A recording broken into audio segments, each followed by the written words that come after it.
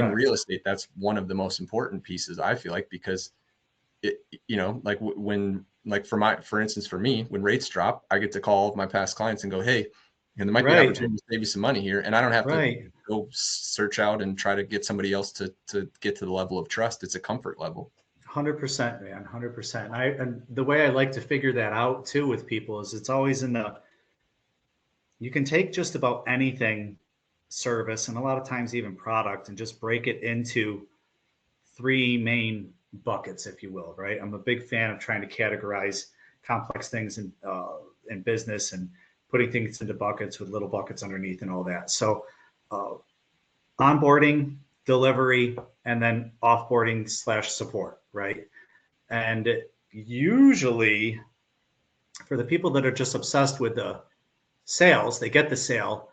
You'd be surprised. The onboarding is usually not terribly great. The delivery might be decent, right? And then you have the offboarding and the support. And really it's, whether they're obsessed with sales or not, I think it's the first one and the last one that are usually, they provide the most potential and opportunity for you to set the stage and then close the stage in a memorable way. And they get overlooked a lot.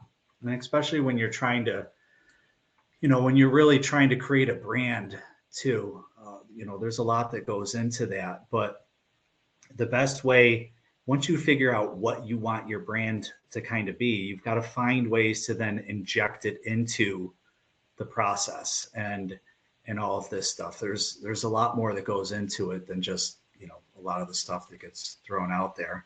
But you've got to find a way to inject it into the process. So like one of the things that when I'm working with people, and it almost doesn't even matter what the package is. I mean, it could be a marketing package, a website package, launching their whole company. It doesn't matter. Like I'm always jumping in with them and getting that entire thing broken down, get it on paper, both from the end user's perspective and then from internally in the company's perspective.